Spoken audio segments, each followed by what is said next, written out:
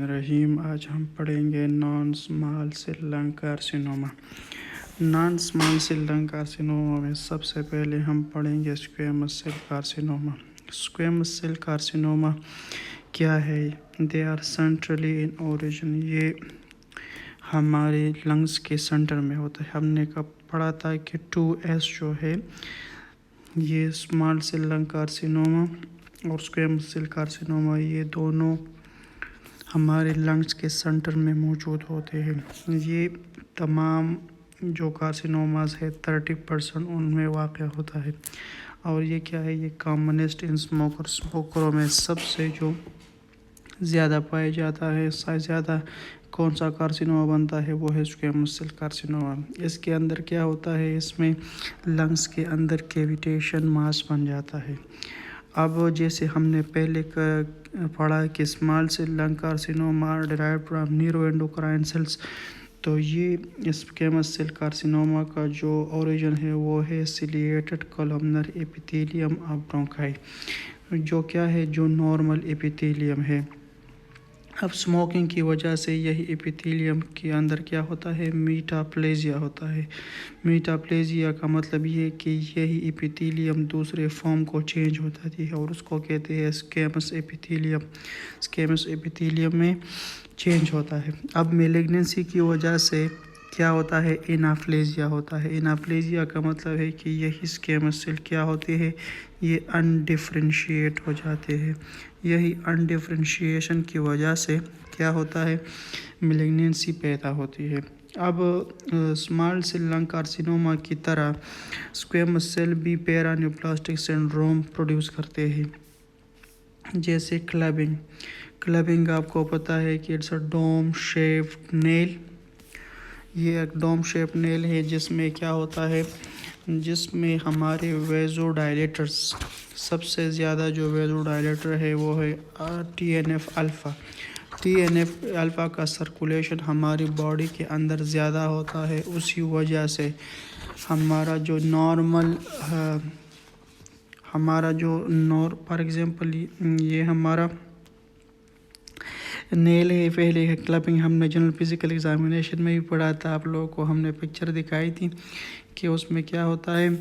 Dome shape nail बन जाती है जिसको क्लबिंग कहते हैं। वो किस वजह से होता है? क्योंकि ज़्यादा वक्त के लिए TNF अल्फ़ा जो एक वेज़ोडाइलेटर है हमारी ब्लड वेजल्स में वो ज़्यादा होता है, उसकी वजह से क्लबिंग प्रोड्यूस होती है। फर्स्ट एड में एक दो और चीज़ें लिखी है जैसे PDGF, platelet derivative growth factors और वेस्कुलर एंडोथेलियल ग्रोथ फैक्टर्स। तो ये दोनों चीज़ें और ये TNF अल्फ़ा फर्स्ट एड के अंदर ये दो चीज़ें लिखी हुई है और डेम्स के नोट में ये चीज़ें लिखी है।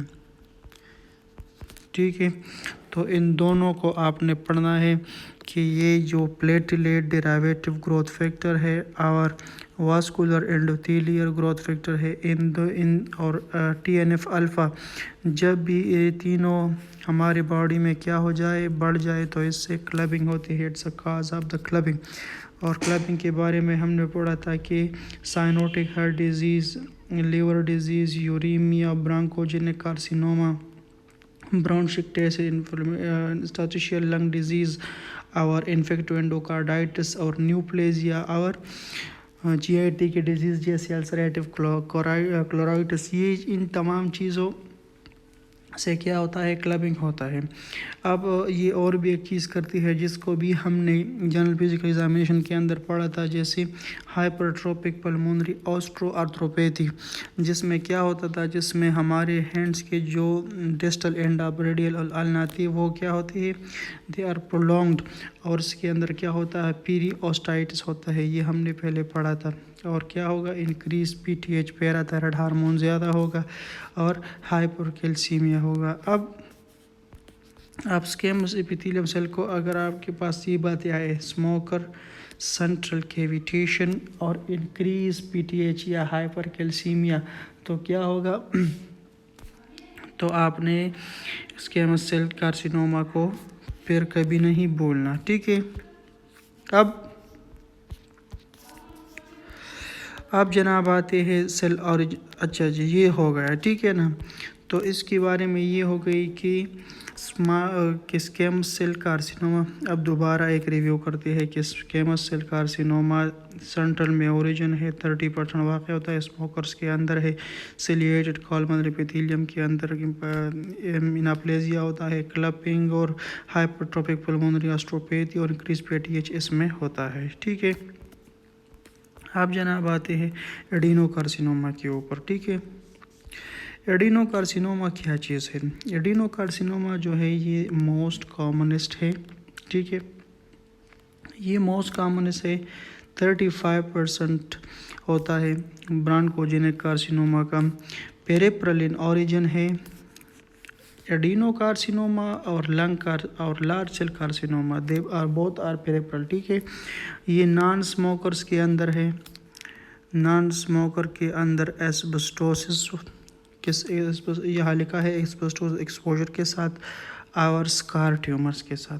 तो एडिनोकार्सिनोमा सबसे जो ज़्यादा कॉमन है 35% होता है। ब्रॉन्कोजेनिक कार्सिनोमा क्रॉस करता है, पेरिफेरल इन ओरिजिन है, ये नॉन स्मोकर्स के अंदर है, एस्बेस्टोसिस एक्सपोजर के साथ है और स्कार किस वजह से? प्रीवियस टीबी की वजह से हो सकता है ठीक है। अब जैसे हमने पहले पढ़ा कि स्मॉल सेल लंग कार्सिनोमा का जो था वो है न्यूरो एंडोक्राइन सेल्स था ठीक है। अब इससे पहले हमने पढ़ा कि स्क्वैमस सेल वो सिलिएटेड कॉलमनर एपिथेलियम था। अब इसका ओरिजिन कहाँ से है? इसका ओरिजिन भी सिलिएटेड कॉलमनर एपिथेलियम से, मगर कौन सी जगह से? ग्लैंडुलर एपिथेलियम से। यही ग्लैंडुलर क्या इसके अंदर क्या है? गॉबलेट सेल्स है। वो गॉबलेट क्या करते हैं? ये म्यूसिन सिक्रेटिंग सेल्स है, यानी ये म्यूकस प्रोड्यूस करते हैं। जब भी इसके अंदर एनाप्लेजिया होगा तो ये क्या करेंगे? They are excessive mucin production, यानी इसके अंदर क्या होगा? स्पूटम प्रोडक्शन बहुत ज़्यादा होगा। इससे पहले हमने कोई ऐसी मैलिग्नेंसी नहीं पड़ी जिसके अंदर स्पूटम हो ठीक है। ये वाहिद ही ऐसी है मैलिग्नेंसी है एडिनोकार्सिनोमा जिसके अंदर क्या है? जिसके अंदर आपको स्पूटम मिलेगी ठीक है। अब दूसरे डिजीज़ों की तरह इस यहाँ भी पैरान्यूप्लास्टिक सिंड्रोम होता है, जैसे क्लबिंग, हाइपरट्रोपिक ऑस्टियोआर्थ्रोपैथी और पैराथायराइड हार्मोन ठीक है। अब इसका एक वेरिएंट है जिसे हम कहते हैं Bronco alveolar carcinoma. Bronco alveolar carcinoma के अंदर क्या इफेक्ट होता है? एल्वुलर एपिथेलियम इफेक्ट होता है। कौन सी चीज़?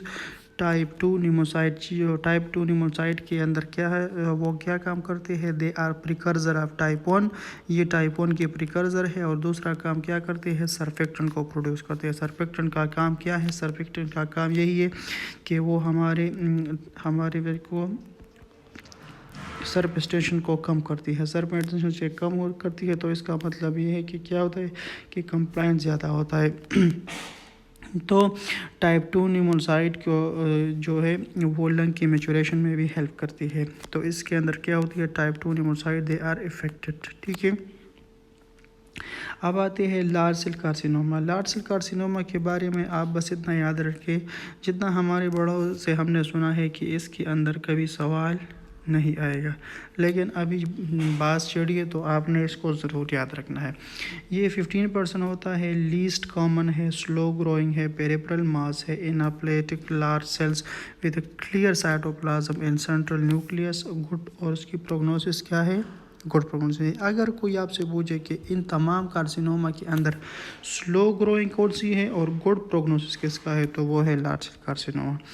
अब आते हैं इसके क्लिनिकल फीचर्स के ऊपर। क्लिनिकल फीचर में अगर आप साहिबान देखें तो आपका जो सवाल होगा वो सबसे पहले क्या होगा? ओल्ड एज से शुरू होगा। ओल्ड एज से शुरू होगा कि आप 55 year old mail, 75 year old mail, 65 year old mail, 60 year old mail ठीक है। सबसे ज़्यादा मेल्स में पाई जाती है। इसका जो रिस्क फैक्टर है वो क्या है? वो है स्मोकिंग है, एस्बेस्टोसिस है, टीबी है ठीक है, एस्परजिलोसिस है, ये रिस्पेक्टर आपको दिया, COPD है ठीक है।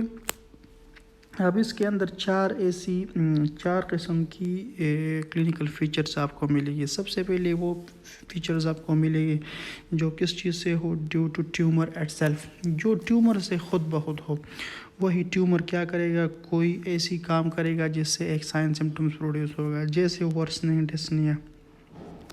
वो ट्यूमर क्या करेगा, डिस्निया प्रोड्यूस करेगा, कफ प्रोड्यूस करेगा, या स्पूटम जैसे हम एडिनोकार्सिनोमा के अंदर पढ़ा, हेमाप्टेसिस होगा, ठीक है। चेस्ट पेन होगा, वो चेस्ट पेन किस तरह होगा, डल होगा, साइनोसिस होगा और टेकिपनिया होगा। और उसके बाद क्या होगा, उसके बाद होगा वेट लॉस, ठीक है। तो अब आज आप इसी कंसेप्ट को याद कर ले कि हर वो कंडीशन यानी हर मेलिग्नेंसी के अंदर ये वेट लॉस क्यों होता है। ये वेट लॉस इसलिए होता है, मेलिग्नेंट क्या करते हैं, TNF अल्फा को प्रोड्यूस करते हैं। यही TNF अल्फा क्या करता है, क्लबिंग करता है, ठीक है। और दूसरा काम ये करता है कि क्या करता है, ये BMR बेजल मेटाबॉलिक रेट को क्या करता है, इंक्रीज़ करता है। उसकी वजह से बॉडी की वेट क्या होती है, कम होती है। यही वेट लॉस को हम कहते हैं कैंसर कैचेक्सिया। तो यही cancer cachexia is due to TNF alpha. तो हर कैंसर के अंदर क्लबिंग और weight loss is due to TNF alpha. अब दूसरी क्या कंडीशन, दूसरी कंडीशन ये है ड्यू टू लोकल स्प्रेड। जब भी यही कैंसर लोकल जगह पर स्प्रेड हो जाए तो इसकी वजह से जो साइन सिम्टम्स आते हैं अब उसको पढ़ते हैं। अगर पेरिफेरल मास है, पेरिफेरल मास हमने कहा था कि क्या है, ये एडिनोकार्सिनोमा और लार्ज सेल कार्सिनोमा काज करते हैं। सबसे पहले देखा करेंगे, they are the erosions of ribs. अब ये साइड पर जो रिब्स है उसकी क्या करेंगे, एरोजन करेंगे और उससे क्या होगा, उससे पैथोलॉजिकल फ्रैक्चर्स आएंगे। इसके अंदर इंटरकोस्टल जो नर्व है, अब रिब्स के अंदर जो नर्व है, न्यूरोवास्कुलर बंडल है, क्या करेंगे, दे आर इफेक्टेड। उससे क्या होगा, सेवियर न्यूरोपैथिक पेन होगा, ठीक है। और इसकी लंग्स के ऊपर जो प्लूरा है, उस प्लूरा के अंदर क्या होगा, मलिग्नेंट फ्लोरल एफ्यूजन होगी। और वो जो फ्लोरल एफ्यूजन होगी, दे आर एक्सोडेट, ठीक है, दे आर एक्सोडेट होगा। और उसका जो प्लूरल और बॉडी का जो प्रोटीन है, दे आर मोर देन 0.5। तो ये बात है कि पहले हमने उधर पढ़ा था कि फ्लूरल एफ्यूजन के अंदर जो एक्सोडेट है वो उसकी काजेस क्या है, इन्फेक्शन, इन्फ्लेमेशन और मेलिग्नेंसी, ठीक है। तो ये मेलिग्नेंसी है, तो इसके अंदर जो फ्लूरल एफ्यूजन मिलेगी वो होगी एक्सोडेट। अब सेंट्रल मास अगर आप देखें, सेंट्रल मास को देखें तो सेंट्रल मास कौन से है, स्मॉल सेल लंग कार्सिनोमा और स्क्वेमस सेल कार्सिनोमा। आप सबसे पहले ये इफेक्ट करेंगे किस चीज़ को, ये हार्ट को इफेक्ट करेंगे, ठीक है। जैसे हार्ट के ऊपर क्या है, फॉर एग्जांपल ये हमारी लंग्स है, लंग्स के अंदर हार्ट है। अब हार्ट के ऊपर एक क्या है, एक हार्ट के ऊपर एक लेयर है जिसे हम क्या कहते हैं, जिसे कहते हैं पेरिकार्डियम। अब ये क्या करेंगे, जब हार्ट को कंप्रेस करेंगे तो क्या करेंगे, पेरिकार्डियम के अंदर क्या होगा, फ्लूइड पैदा होगा जिसे कहते हैं पेरिकार्डियल एफ्यूजन्स। और जब यही फ्लूइड ज़्यादा हो जाए तो ये हार्ट को क्या करेगी, कंप्रेस करेगी, जिसको हम कहते हैं कार्डियक टेम्पोनेट, जिससे बिग स्ट्राइड क्या होगा, प्रोड्यूस होगा। बिग स्ट्राइड के अंदर क्या होगा, डिक्रीज ब्लड प्रेशर होगा, रेज JVP होगा, ठीक है, और मफल्ड हार्ट साउंड होगा। इसको हम कहते हैं Beck's triad which is a pathognomonic sign for the cardiac tamponade. अब यही अब यही मेलिग्नेंसी अगर आप देखें तो फॉर एग्जांपल अगर ये लंग्स है और इससे क्या कर रहा है, एसोफेगस गुजर रही है, जब यही सेंट्रली एसोफेगस को जब इफ़ेक्ट करेंगे तो क्या होगा, इससे डिस्पेजिया होगा, डिफ़िकल्टी इन स्वॉलोइंग होगा। अब यहाँ से फॉर एग्जांपल ये लंग्स है, यहाँ से एक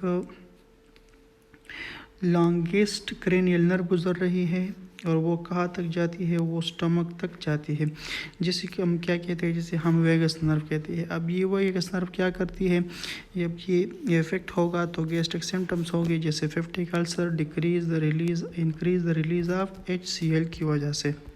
अब ये तो वो साइन सिम्टम्स रहे जो लोकल स्प्रेड की वजह से हो गए। अब लोकल स्प्रेड से एक चीज़ और होती है कि रिकरेंट लेरिंजियल नर्व, यहाँ से वेगस नर्व का एक ब्रांच है जो जब वो इफेक्ट होगा तो क्या होगा, हॉर्शनेस ऑफ वॉइस होगा, ठीक है। अब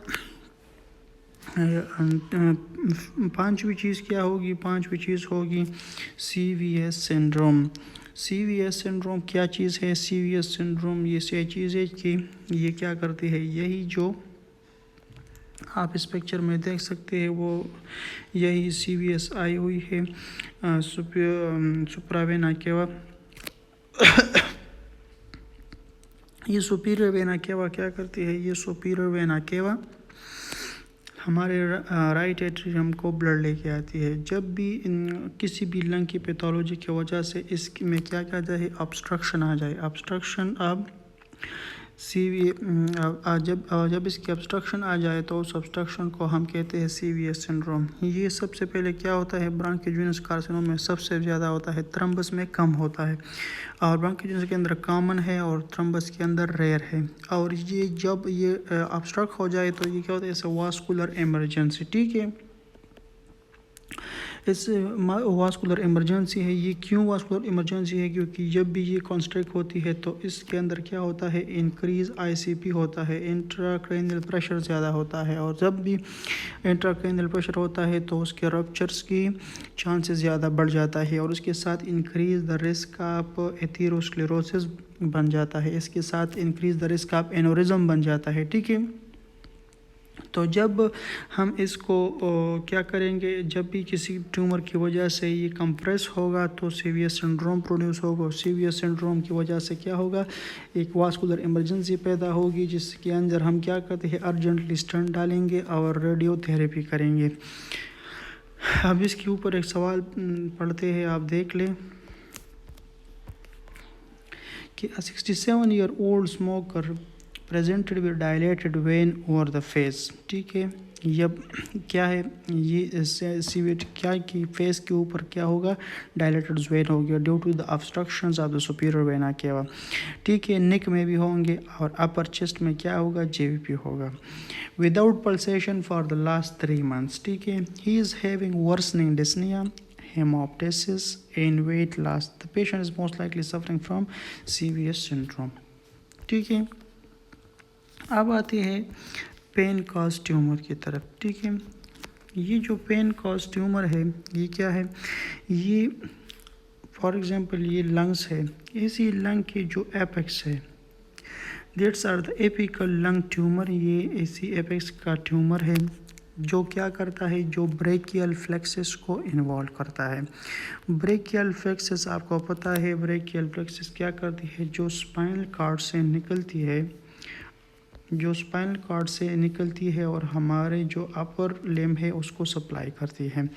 तो ये पेन कॉज ट्यूमर क्या है, ये एपिकल लंग ट्यूमर है, और जो हमारे ब्रेकियल प्लेक्सिस को क्या करती है, इन्वॉल्व करती है। जब भी ये हमारी ऑक्यूलोसिम्पैथेटिक पाथवे को, जब भी ये हमारे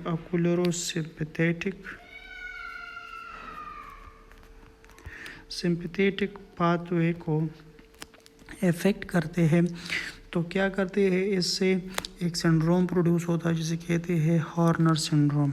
हॉर्नर सिंड्रोम वो क्या पहला काम करता है, ptosis means the constrictions of pupil. ठीक है ना, कंस्ट्रक्ट प्यूपल को क्या करती है, कॉन्स्ट्रैक्ट करती है। एनहाइड्रोसिस वहाँ पर क्या होता है, जो स्वेट होता है उसकी लॉस होती है, और क्या होता है, मियोसिस होता है। मियोसिस कहते हैं the constriction of pupil and ptosis mean the dropping of eyelids. ठीक है, जो हमारे पख्तून भाई हैं उसको लिए मैं एक बात बताता हूँ कि पटोसिस, पटावल, सर्गो पटावल, पटोसिस। ठीक है, तो इस निमोनिक से आप याद कर सकते हैं कि द ड्रॉपिंग ऑफ आईलिड को हम पटोसिस कहेंगे, और जो आई का जो प्यूपल है जब वो कंस्ट्रिक्ट हो जाए तो उसे हम मियोसिस कहेंगे, जब डायलेट होता है माइड्रेसिस कहेंगे, और जब स्वेट्स वहाँ पर ख़त्म हो जाए उसको हम कहते हैं एनहाइड्रोसिस। तो इन तीनों को कलेक्टिवली हम कहते हैं हॉर्नर सिंड्रोम। तो हॉर्नर सिंड्रोम आपको पेन कॉज ट्यूमर के साथ मिलेगा, किस चीज़ की वजह से, ऑक्यूलोसिम्पैथेटिक पाथवे की कंप्रेशन की वजह से। ठीक है, और ये क्या करेगा, ये ब्रेकियल प्लेक्सिस को इन्वॉल्व करेगा, ये ब्रेकियल प्लेक्सिस को क्या करेगा, C8 को भी इन्वॉल्व कर सकता है और T1 को भी इन्वॉल्व कर सकता है। ठीक है, जब भी ये C8 और T1 को इन्वॉल्व करेगा तो आपको साथ क्या होगा, शोल्डर पेन आपको मिल जाएगा। ठीक है, शोल्डर पेन होगा, सेंसरी मोटर डिफेक्ट होगा, एट्रोपी, आप हमारे हैंड के जो तीनार और हाइपोतीनार मसल्स है उसकी एट्रोपी मिल जाएगी, रिस्ट ड्रॉप आपको मिल सकती है। ठीक है, तो ये तमाम चीज़ें कब मिलेगी, जब भी ब्रोंकियल प्लेक्सस को ये इन्वॉल्व करेगी। अब आप अगर ये देखें, apical lung tumours are involving sympathetic ganglion of sympathetic spinal cord T1 and L2, इसको भी इफेक्ट कर सकती है। मगर आप अब ये 2 क्वेश्चंस यहाँ पर दी गई है, आप इसको देख लिया। 71 year old smoker presented with wrist drop, ठीक है, ब्रेकियल प्लेक्सस इन्वॉल्व हो गई। For the last 3 months he is having worsening dyspnoea, haemoptysis and weight loss. This is the Pancoast tumour, ठीक है।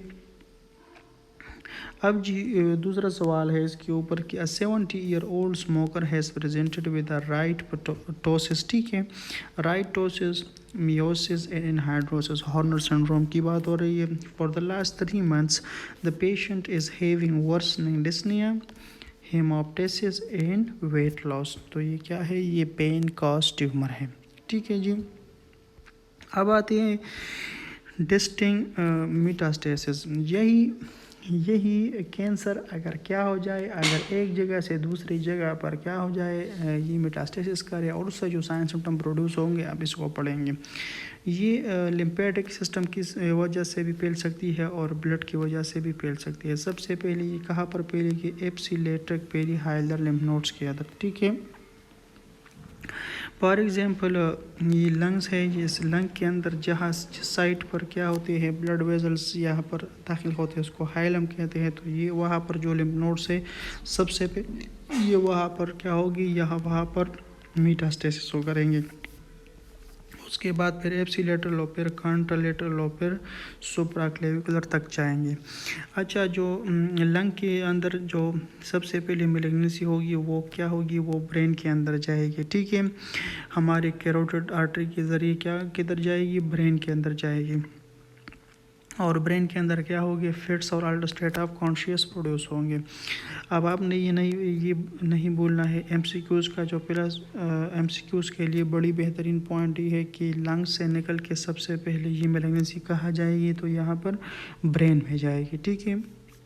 फिर लीवर में जाएगी, जॉन्डिस और हेपेटोमेगेली काज करेगा, बोन के अंदर बोन पेन और पैथोलॉजिकल फ्रैक्चर्स काज करेंगे। अब पैरानिप्लास्टिक सिंड्रोम पहले भी हमने कहा था कि इसकी वजह से डिजीज़ किधर और होगी, अब काज किधर और होगा और डिजीज़ और जगह पर पैदा होगी। जैसे स्मॉल सेल लंग कार्सिनोमा में ACTH के ज़रिए एक्टोपिक कुशिंग सिंड्रोम प्रोड्यूस होता है। ग्रोथ हार्मोन की वजह से एक्रोमेगेली, ADH की वजह से syndrome of inappropriate ADH release, polymyositis, dermatomyositis, ये साइटोकाइंस की वजह से प्रोड्यूस हो रहे थे। और वोल्टेज गेट चैनल के ज़रिए क्या होता है कि वहाँ पर जो एंटीबॉडी प्रोड्यूस हो रही थी न्यूरोमस्कुलर जंक्शन के ऊपर, ईटन लैम्बार्ट सिंड्रोम प्रोड्यूस होगा। और नॉन स्मॉल सेल के अंदर क्या होता है, जो स्क्वैमस सेल और एडिनोकार्सिनोमा के अंदर होता है वो क्लबिंग और हाइपरट्रोपिक ऑस्टियोआर्थ्रोपैथी और इंक्रीज PTH। तो ये वो तमाम क्लिनिकल साइंस थी जो हमने आगे बढ़े कि सबसे पहले वो प्रोड्यूस होगी जब उसी कैंसर की एटसेल्फ की वजह से, उसकी वजह से, ठीक है। दूसरा हमने पढ़ा कि वो जो जिस चीज़ को कंप्रेस करेगा उसकी वजह से जो साइन सिम्टम्स प्रोड्यूस वो होंगे। दूसरा हमने कहा कि लिम्फेटिक सिस्टम से जो प्रोड्यूस होगी और वो जो ब्लड के ज़रिए जाएंगे। और चौथा पैरानिप्लास्टिक सिंड्रोम हमने पढ़ा। अच्छा जी, अब जो ये 2 सवाल और लिखी गई है कि 67 year old smoker with dilated veins, ठीक है, ओवर द फेस के ऊपर है, नेक एंड अपर चेस्ट के ऊपर है। JVP is raised without pulsation from the last 3 months and having worsening dyspnoea, haemoptysis, weight loss. The patient is most likely suffering from CVS syndrome, ठीक है, ये पहले भी हमने पढ़ा। 67 year old smoker has presented with moon face, ठीक है। अब स्मोकर की बात पहले आ गई। स्मोकर का मतलब ये है कि they are small cell lung carcinoma, ठीक है। और उसके साथ अभी क्या है, अभी पेन कॉज ट्यूमर की बात आ रही है कि उसके बाद मून फेस है, बफेलो हम्प है, ट्रंकल ओपेसिटी है। तो ये क्या चीज़ है, ये एक्टोपिक ACTH की बात हो रही है। From the last 3 months and he is having worsening dyspnoea, cough and haemoptysis. तो ये किस चीज़ का सवाल है, ये सवाल है स्मॉल सेल लंग कार्सिनोमा के साथ। या अगर आंसर में कोई और जगह पर ये लिखा होगा कि क्या किस चीज़ की वजह से, एक्टोपिक कुशिंग सिंड्रोम की वजह से ये भी हो सकता है, ठीक है। अब अगर ये लिखा होगा तो आप इसको टिक करेंगे, अगर ये लिखा है तो आप इसको टिक करेंगे। अच्छा जी, अब आते हैं इन्वेस्टिगेशन की तरफ। इन्वेस्टिगेशन में अगर आप देखें तो इसके अंदर क्या होगा, इसके अंदर चेस्ट एक्सरे हम सबसे पहले करेंगे। चेस्ट एक्सरे में हम सबसे पहले क्या बताएंगे, हमें पोजीशन बताएंगे। पोजीशन से हम देख सकते हैं कि अगर सेंटर होगा तो हमारे जहन में आएगा स्मॉल सेल लंग कार्सिनोमा और स्क्वैमस सेल कार्सिनोमा, ठीक है। दोनों स्मोकर्स के साथ एसोसिएट है, ठीक है। अब अगर पेरिफेरल होगा तो पेरिफेरल में हम देंगे कि एडिनो कार्सिनोमा है। एडिनो कार्सिनोमा नॉन स्मोकर के साथ होगा। स्मॉल जो है ये आर स्लो राइजिंग होगा, ठीक है। अब उस चेस्ट एक्सरे के बाद आते हैं स्पूटम के बारे में। स्पूटम के बारे में हम क्या देखेंगे, cytology for malignant cell. Malignant cell के लिए हम क्या करेंगे, साइटोलॉजी करेंगे।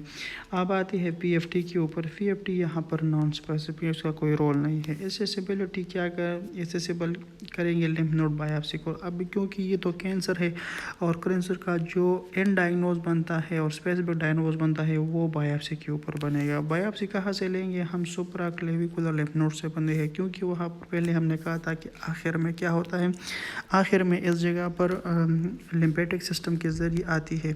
लेकिन आप ये बात करें कि जितने भी कैंसर है वो पूरी लेट डायग्नोज होती है, ठीक है। इसी बायोप्सी के लिए, बायोप्सी को लेने से पहले हम क्या करेंगे, हम HRCT की high resolution chest CT scan करेंगे। वो किस लिए, वो इसलिए देखेंगे कि आप साहिबान जो बायोप्सी कर रहे हैं, अच्छा जी, वो बायोप्सी जो है वो ब्रांकोस्कोप के ज़रिए एसेसिबल है भी या नहीं, यानी आप ब्रांकोस्कोपी के ज़रिए उस बायोप्सी को वहाँ से ले सकते हैं या नहीं। इस चीज़ को मालूम करने के लिए हम क्या करेंगे, HRCT करेंगे। अगर वो आपको इजाज़त दे कि आप कर सकते तो फिर आप ब्रांकोस्कोपी के ज़रिए बायोप्सी ले सकते हैं। अगर नॉन लेसेबल हो तो फिर आप सिटी गाइड बायोप्सी लेंगे। अच्छा जी, सिटी MRI करेंगे होल बॉडी के और PET से पोस्टऑन एमिशन टोमोग्राफी करेंगे। पाकिस्तान के अंदर तकरीबन 25 सेंटर्स है अभी तक, ठीक है। जैसे शौकत खानम और यहाँ कराची में 3-4 सेंटर्स है, लाहौर में है, ठीक है। पेशावर में भी अभी है, शौकत खानम के अंदर है। तो ये जो PET स्कैन है ये हमारे बॉडी के अंदर अगर एक भी मिलिग्नेंट सेल होगा तो वो इसको क्या करेंगे, इसको आपको दिखाएंगे और एक्सटेंड ऑफ ट्यूमर। अब यहाँ तक बात तो ख़त्म नहीं हो गई, हमने अभी क्या करना है कि ये जो ट्यूमर है ये कहाँ तक स्प्रेड हो गई है उसको मालूम करने के लिए हम क्या करेंगे, TNM स्टेजिंग करेंगे। TNM स्टेजिंग से क्या मतलब है, TNM स्टेजिंग से मतलब ये है कि T से मतलब है ट्यूमर साइज़ हम करेंगे, N से हम नोडुलर स्प्रेड देखेंगे और M से हम इसकी मेटास्टेसिस देखेंगे। अगर टी को आप देखें तो TIS T1S का मतलब है ट्यूमर इंसाइटो। इंसाइटो का मतलब है कि बस अभी ही प्रोड्यूस हो गया है और उसी जगह पर अभी है, उसको हम कहते हैं ट्यूमर इंसाइटो। ट्यूमर इंसाइटो फिर T1 का है कि इसकी साइज़ लेस देन 2 सेंटीमीटर है। T2 ये है कि 2 से लेकर 5 सेंटीमीटर तक है और T3 का मतलब ये है कि ये अभी चेस्ट वॉल तक, अभी ये चेस्ट वॉल तक क्या गई है, चेस्ट वॉल तक गई है। और T4 का मतलब ये कि अभी ये मीडियोस्टिनम तक गई है, ठीक है। और उसके बाद आते हैं लिम्फ नोड्स के ऊपर। अगर N0 होगा तो इसका मतलब कोई लिम्फ नोड इन्वॉल्व नहीं है। अगर N1 होगा तो इसका मतलब ये कि ये अभी एप्सिलेटरल पेरीहाइलर लिम्फ नोड इन्वॉल्व है। अगर N2 होगा तो एप्सिलेटरल मीडियास्टल लिम्फ नोड इन्वॉल्व होगी। अगर N3 होगा तो कॉन्ट्रोलैटरल मीडियास्टल लिम्फ नोड्स इन्वॉल्व होंगे। अगर M0 होगा तो इसका मतलब ये है कि कोई मेटास्टेसिस नहीं है और अगर M1 होगा तो डिस्टिंक्ट मेटास्टेसिस होगा। अब इसी TNM स्टेजिंग के ऊपर क्या करेंगे, हम किस चीज़ को, हम ट्रीटमेंट को सेलेक्ट करेंगे कि इसको ट्रीटमेंट करनी चाहिए या नहीं, या कौन सी करनी चाहिए कौन सी नहीं करनी चाहिए। अब स्टेज 1 के ऊपर आते हैं। आपने सुना होगा ना कि भला आदमी को स्टेज 1 कैंसर है, स्टेज 2 कैंसर है। यही स्टेजिंग जो है वो हम TNM स्टेजिंग के ऊपर करते हैं। TNM स्टेजिंग जो है जिसमें सबसे पहले स्टेज 1 आएगा उसमें क्या होगा, ट्यूमर इंसाइटो होगा या लेस देन 2 सेंटीमीटर होगा, कोई लिम्फ नोड की तरफ नहीं ये होगी या एप्सिलेटल लिम्फ नोड्स की तरफ होगा, तो इसको हम स्टेज 1 कहेंगे। स्टेज 2 के अंदर क्या होगा, ट्यूमर इंसाइटो होगा, मोर देन 2 सेंटीमीटर या 2 और 5 सेंटीमीटर के अंदर होगा, लिम्फ नोड्स जो है वो एप्सिलोड के, लेकिन कोई मेटास्टासिस नहीं होगी, तो इसको हम कहते हैं ये स्टेज 1 और स्टेज 2। ठीक है, अब ये जो स्टेज 1 और स्टेज 2 है, ये इसको हम कहते हैं, इसको हम कहते हैं अर्ली डिजीजेस। ठीक है, दे आर क्योरेबल, इसका इलाज है। ठीक है, किस चीज़ से हम इसका इलाज करते हैं, सर्जरी के साथ करते हैं, कोई ट्यूमर हो उसको निकाल देते हैं, इसको रेडिएशन की तरफ निकालते हैं और कीमोथेरेपी इसकी कर सकते हैं। ये जो स्टेज 1 और स्टेज 2 है, दे आर क्योरेबल, और इसका इलाज हम क्योरेबल करेंगे और जड़ से उखाड़ देंगे, और इसका जो प्रोग्नोसिस है वो भी बड़ा अच्छा है। फिर स्टेज 3 और स्टेज 4 के ऊपर आते हैं। स्टेज 3 के अंदर क्या होगा, वो तमाम चीज़ें होंगी, लेकिन ट्यूमर की साइज़ भी बड़ी होगी और लिम्फ नोड की स्प्रेड भी होगा, लेकिन मेटास्टेसिस नहीं होगा।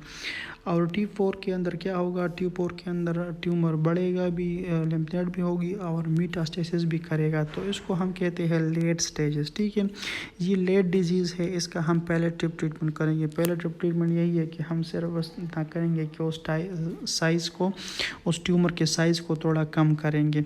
उसको वो किस चीज़ से करते हैं, उसको डिबल्किंग सर्जरी करेंगे या रेडियोथेरेपी करेंगे या कीमोथेरेपी के, बस सिर्फ समय इतना करेंगे कि थोड़ा सा इस सर्जरी को क्या करेंगे, थोड़ा सा इस ट्यूमर को हम डिप्रेस करेंगे और थोड़ा कम करेंगे। ठीक है, अब क्योर रेट जो है वो 5% किस चीज़ का है, अर्ली डिजीज़ का है। ठीक है, 95% पेशेंट क्या होते हैं, डाई होते हैं। स्मॉल सेल लंग कार्सिनोमा के अंदर तो हमने पहले कहा था 1.5 ईयर्स क्या है उसकी सर्वाइवल रेट है, और नॉन स्मॉल सेल कार्सिनोमा के अंदर क्या होता है, 2 ईयर है। हमने पहले भी कहा था कि हमारे जैसे मुल्कों के अंदर ये बड़ी लेट ही डायग्नोज होती है। अब ये TNM स्टेजिंग आपको सख्त आ रही होगी, लेकिन ये बड़ी आसान है, इसको अगर आप देखें तो स्टेज 1 को सर्जरी करेंगे और स्टेज 2 स्टेज 4 को डिबल्किंग सर्जरी करेंगे, थोड़ा बहुत उसको हम निकाल देंगे। ठीक है, या भी TNM स्टेजिंग आपको कौन सी कार्सिनोमा के अंदर ज़रूर याद करना चाहिए, आपने ब्रांकोजेनिक कार्सिनोमा के अंदर और कोलोन कार्सिनोमा या कोलोरेक्टल कार्सिनोमा वाला ज़रूर याद रखना है, और ब्रेस्ट वाला। अब ये 3 एग्ज़ाम के लिए बड़ी इंपॉर्टेंट है और प्रैक्टिकल लाइफ के लिए भी इम्पोर्टेंट है कि एक ब्रांकोजेनिक कार्सिनोमा वाली, कोलोन वाली और ब्रेस्ट वाली, ये तीनों का TNM स्टेजिंग